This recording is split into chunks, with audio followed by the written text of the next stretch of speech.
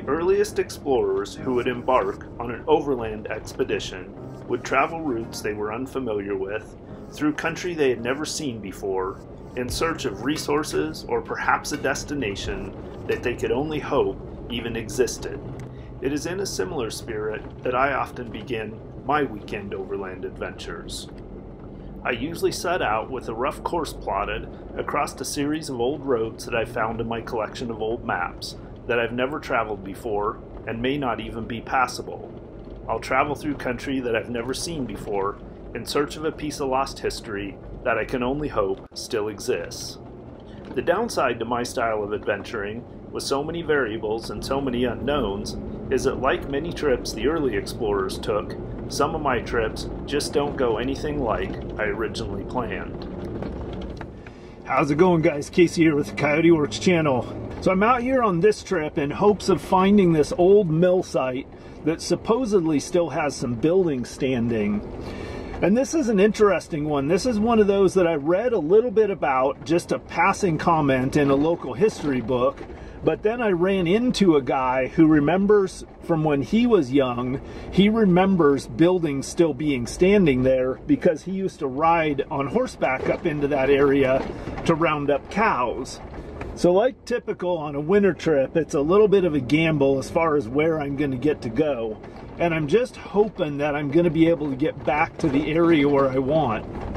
Now this old mill site that I'm trying to track down is actually not in a place where you can get to it from vehicle. So what I'm hoping is to be able to get within about a mile of it, and then I'll have to actually hike into it and do the last little bit of searching on foot. So the only question is on this trip is whether or not it be in winter, if I'm actually going to be able to get close to the site, and then if I can get close to the site, can I walk down to it? Now, besides trying to find this old mill site, I'm just looking forward to the typical trip. I've got some good food to eat around the campfire tonight. I'm going to see some neat country.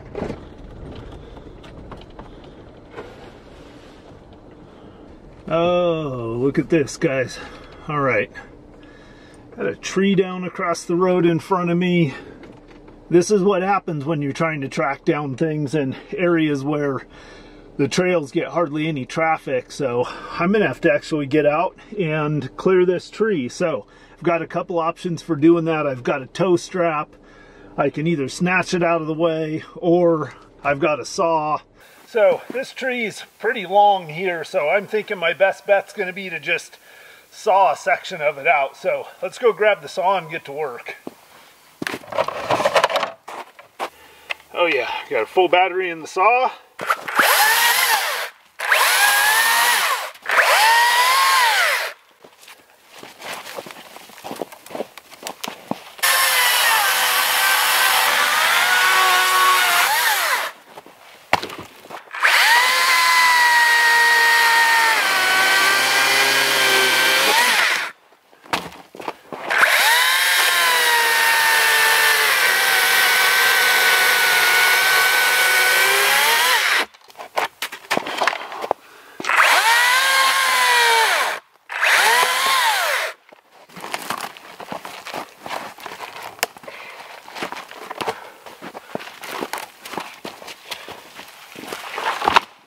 Boom, just like that, we're through.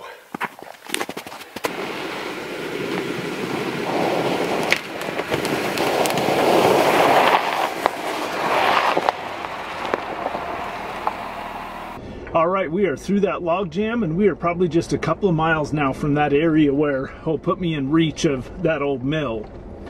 So we're probably going to camp tonight about the jumping off point where I'll have to start hiking in to get the rest of the way into that mill. I'm going to run out of daylight today, so I'm probably not going to have time to hike down to the area where I think the mill site is today. So we'll probably just find camp, hopefully make camp a little bit before dark and have a nice dinner and chill out around camp a little bit, and then wake up in the morning and hit that big hike.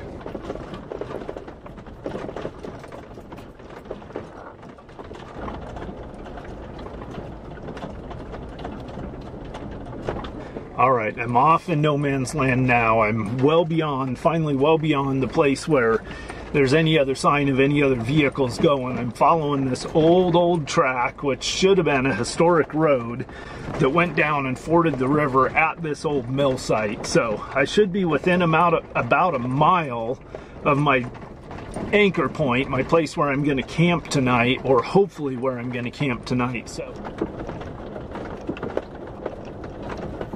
all right, well, I'm standing on this spot. I'm just up above where that old mill site's going to be, and it's going to be right down in the bottom of that canyon in front of us there.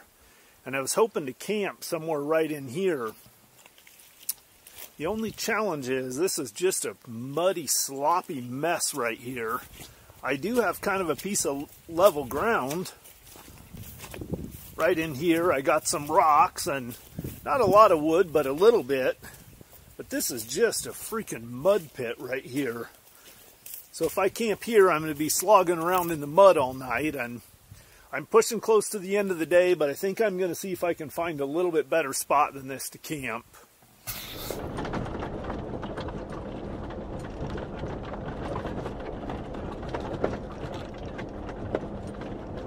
I'm actually really stoked that we've gotten this far. I was looking at the satellite imagery for the area and looking at the old maps and everything, and I could see tracks, but I knew there wouldn't have been any traffic on any of these old trails going back in here for a long time. And as it is, basically I'm just crawling along across the boulders, following the very faint remainder of what at one time would have been a pretty well-traveled road that was one of the routes from one direction down into that old mill site. All right, guys, this is going to be home for the night. I think I've got about an hour and a half left of light, and so a little bit earlier than I get into camp a lot, but I'm going to use this time to get a nice little camp set up. Got a beautiful view looking out across these mountains here. So I think this is going to work. It's not the best spot in the world, but it's actually not too bad. So let's get our camp set up. I'm going to show you guys what a couple of things that I like about this site. So we've got a lot of downed wood in here. I've got a nice little stand of trees that'll provide me a little bit of cover from the wind. I've got a little bit of mountain mahogany right there, which makes awesome wood for the fire.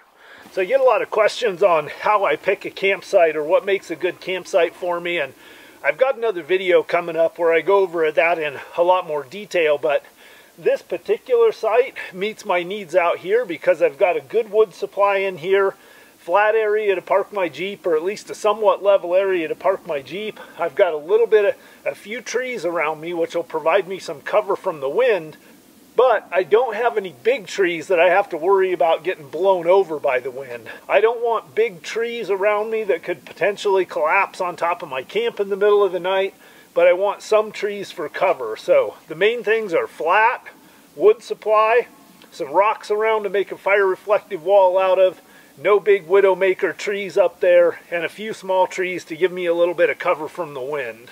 I'm going to put my fire, my cooking, sitting, eating, hanging out area right here. It's about 10 yards or so away from the Jeep, so I won't have to worry about smoke from the fire blowing up in the Jeep. All right, it's a freaking muddy mess out here, but I got a fire reflective wall built. So the next thing I'm going to do is I'm going to gather some firewood, because that's much easier to do while I still have some daylight. The rest of my camp I can set up after it gets dark, no problem. I've set up dozens and dozens of times after dark, and I can do that practically with my eyes closed. But gathering firewood, I'm going to have to wander around a little bit and use a saw, so that's going to be my next step. And as luck would have it, I've got a bunch of down mountain mahogany and juniper right here. I've got a down juniper tree behind me, a bunch of this standing dead mountain mahogany, so should be good firewood tonight.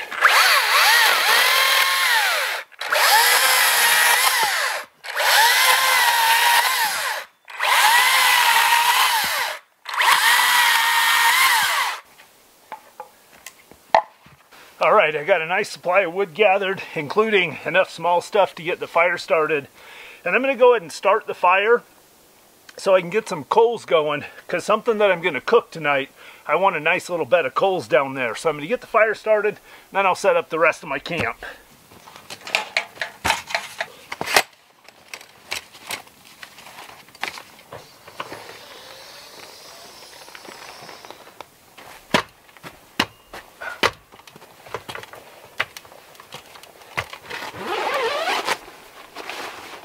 Alright, all my bedding's all up in the tent. I just need to kind of straighten it out a little bit. And that's it. I'll throw my buddy heater up there just in case it gets too cold tonight. And my bed's made. Alright, well, my camp's all set up.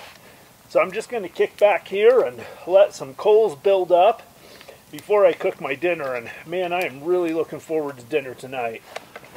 Alright guys, it is almost time for dinner and I'm really excited about this. I'm starving. So what I've got here is I've got some handmade tamales. I was over at my sister's house and one of her neighbors makes these tamales by hand. So I'm going to show you guys how I'm going to heat up these tamales on the fire. And then I've got some salsa, some guacamole, and my all-time favorite, these Juanitas tortilla chips. These Juanitas tortilla chips are absolutely the only kind of tortilla chip to buy. So what I'm going to do is I'm going to make a little boat out of some aluminum foil, and then I'm going to add a little bit of water to it just so they can steam while they're heating up. And then what I'm going to do is I'm going to actually set them down on some coals down there and just let them go for about 20 minutes or so. And these tamales are absolutely delicious. They're chock full of pork. These ones are actually pork ones, so now I'm going to add just a little bit of water to them. So I want to seal them up pretty good, but I want a little air pocket in there so that the steam can vent around.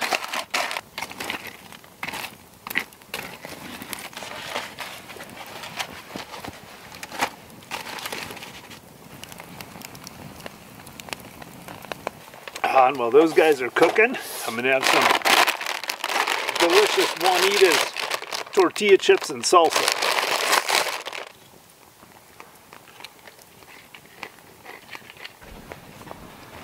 Alright guys, look at this.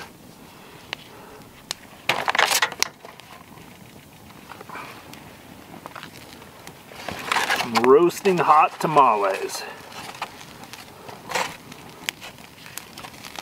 A little salsa on them.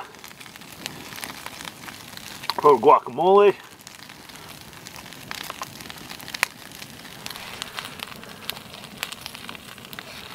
Look at that. These things are just full of meat.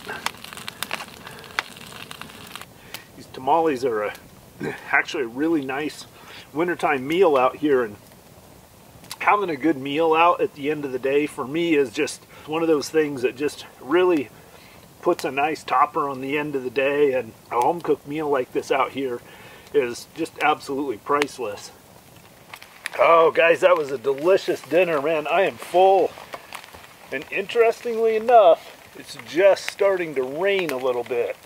Hopefully it won't rain too much though, because it was already pretty muddy getting back in here, and if we got a bunch of rain, that could make it really tough getting back out of here. I was just sitting here trying to remember if I went up any really, or came down any really steep hills or anything getting in here, and that's one of the risks with coming out in the mountains this time of year, or going out camping this time of year, at least in this area of the state, is the weather can be extremely unpredictable and no cell phone reception in here.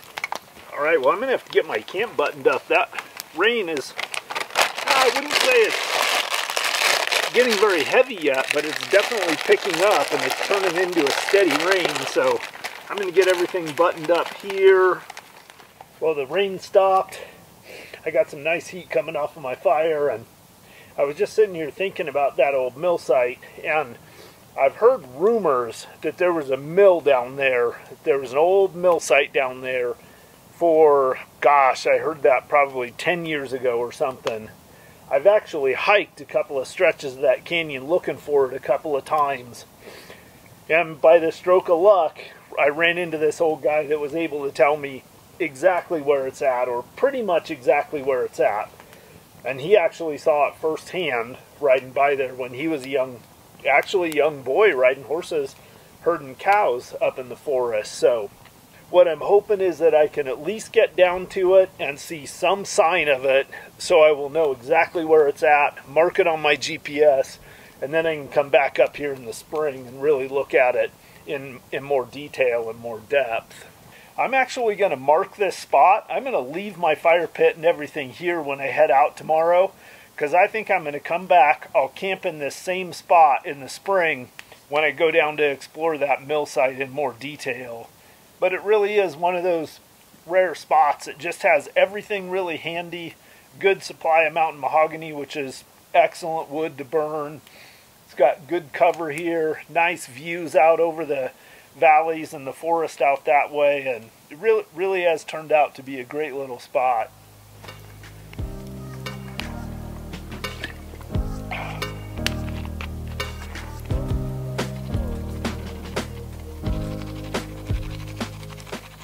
Alright, well, the fire's pretty much burned down to nothing, and it just started sprinkling a little bit again, so I think that's my cue to climb up in the rooftop tent, kick back and read a little bit before I fall asleep. I'm going to hopefully wake up really early this morning, grab some breakfast, and then break camp. I'm going to drive as close as I can to where I can drop off into that canyon and get down to that old mill site. So, alright guys, I am all snugged up in my tent, and I think it is going to be actually a really pleasant night. I got it surprisingly level, which is rare for me. So I'm sleeping in this M55 Adventure Series rooftop tent from Free Spirit Recreation, and I've spent a lot of nights in a rooftop tent. In fact, I'm pretty confident that there's not that many people that have probably spent more nights in more different rooftop tents than I have. And one thing about this Adventure Series tent is I think this thing has the most comfortable mattress of any rooftop tent that I've ever slept in. A couple of things I always keep out next to me at night in the tent: my Glock, usually with a 19 or 21 round magazine in it, flashlight, and my knife. My knife, in case I have to bail out of my tent really fast because my Jeep catches on fire. But you guys already knew that. A few other things that are also important: a bottle. You guys can probably guess what that's for. Bottles of water. But the things that I want to be able to grab immediately are my pistol, my knife, my flashlight, and a bottle of water. Well, it sounds like it's starting to rain out there again. It's been raining off and on long enough that I'm actually starting to get a little bit nervous about how the conditions are going to be getting out of here tomorrow. But the thing is, there's not anything I can do about it tonight. This is one of those situations where worry about the things that you can do something about. Things that you can't do anything about, put them on a shelf, pick them up and deal with them later when the time comes. So tomorrow we'll cross that bridge. For tonight, I'm going to get a little bit of sleep. So that's all for the first day of this trip, guys. Coyote Works out. I'll see you for coffee in the morning. Well, good morning, guys. I definitely didn't have my best night's sleep out here. It rained most of the night, and off and on the wind was blowing.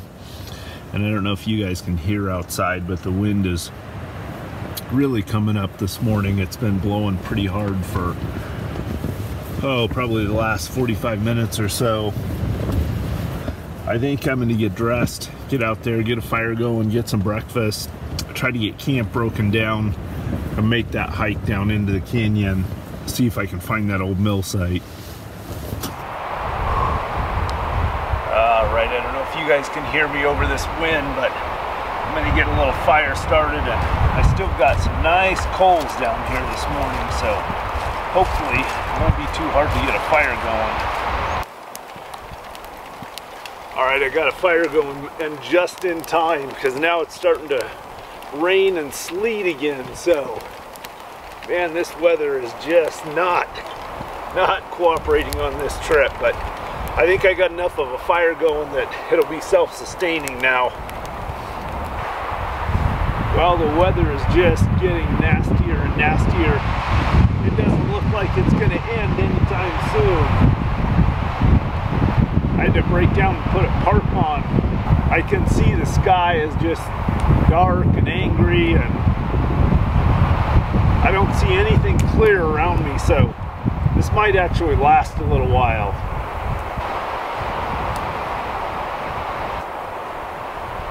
It's just starting to get light out here, and I got a thermos of hot coffee I made yesterday.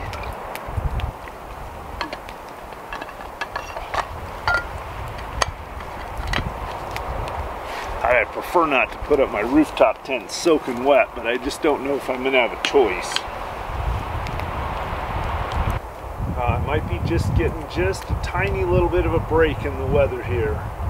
Who knows, out here it could go any direction, but the sky still looks pretty dark. All right, I'm just gonna boil some water and have some oatmeal for breakfast. I got a little bit of a break in the storm here. I can see more coming. So I'm not gonna do any more elaborate of a breakfast. Just gonna get some oatmeal in me and call it good while I got an opportunity in between these gusts of rain. All right, guys, well, that wind is blowing like crazy out there. So I just got my camp tore up. I'm gonna drive down to that spot about where I think is the closest point to hike into that old mill site, but man, it is looking pretty terrible out here weather-wise, so I don't know. I'm kind of on the fence whether or not I should risk spending a couple hours hiking down in there and back out. If the weather conditions get worse, it could be really challenging to get back out of this area. So I'm just going to cruise down there. I'll get to see how the road conditions are a little bit, or the trail conditions, I guess, is more accurate. There's not really any roads up here, so I'm going to give that a shot. We'll see how it goes, and then I don't know if it's going to be a good idea to go down there or not.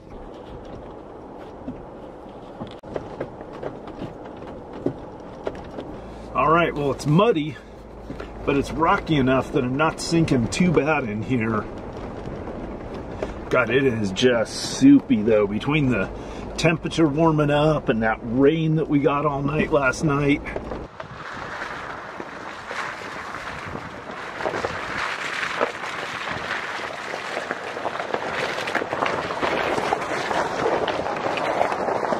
Well, guys, I just don't think I'm going to be able to get down there. It's even, I'm having a tough time even getting out of the rig to film. It is just so muddy and sloppy out there.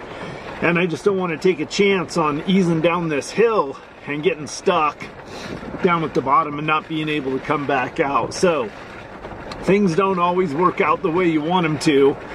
And as much as I'm dying to get down there in the bottom of this canyon, it's warming up. There's more weather coming in, and I just can't risk getting down that hill a ways and not being able to get back out. So I'm going to start working my way back towards getting out of here. The weather had taken a completely unexpected and interesting turn. The clouds broke up, the sun came out, and the temperature started rising rapidly. Really not typical of that time of year out there. Generally, I can count on the trails being frozen. But in this case, with the temperature rising, that wasn't necessarily a given.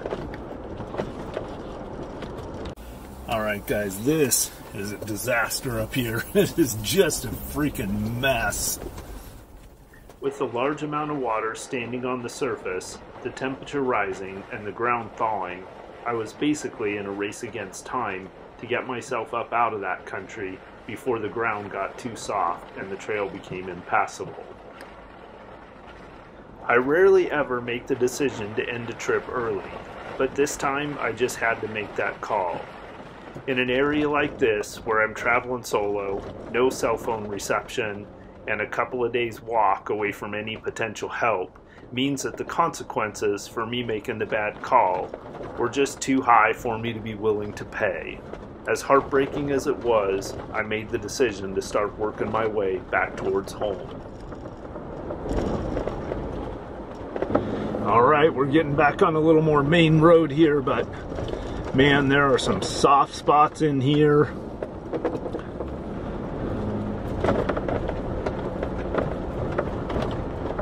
Here we go. Here's a spot with a little more of a rocky bottom. On one hand, it's always a bit of a heartbreaker anytime I have to unexpectedly cut a trip short.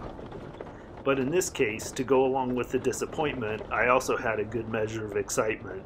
The excitement stemming from the fact that I'd located a great campsite and a perfect jumping off point to head down into that canyon and find that site in the spring. And I promise you guys this, as sure as I'm alive and I'm healthy, this will be one of the first trips I make come spring. Ultimately, this trip ended up being a pretty solid example of both the payoff and the price tag that goes along with the type of exploring that I choose to do. The payoff was I got to see some country that very few people get into today, and I got to camp on a spot that probably no one in modern times has ever camped on before. And I discovered a route to get down to a piece of history that very few people will see. But the price tag that I paid was I didn't actually accomplish the objective that I set out to accomplish, and my trip got cut short. But that's a risk that I'm always willing to take, and a price tag I'm always willing to pay, because for me, it's really just all about the adventure. So while this may not have been one of my most exciting trips, I hope you guys all enjoyed tagging along with me. I know, like always, I sure enjoyed having you along. I enjoy your comments, your friendships, the things that I learned from you all, and I look forward to many more years of us all adventuring together. So until the next one, my friends, Coyote Works, out.